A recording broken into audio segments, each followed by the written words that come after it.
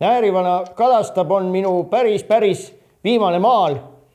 Siin Näärivana kalastab suveööl. Paadis on kuusk, kingipakid, kalad, kõik vajalik on olemas. Tipp-topp elu. Mul on ka kalastamiseks, mul on täitsa oma meetod. Tuleb hoida käigus vähemalt 10 tõnge korraga. Vähemalt, siis on ainult lootust midagi saada. No muidugi, kui need õnged sindrid omavahel sassi ei lähe.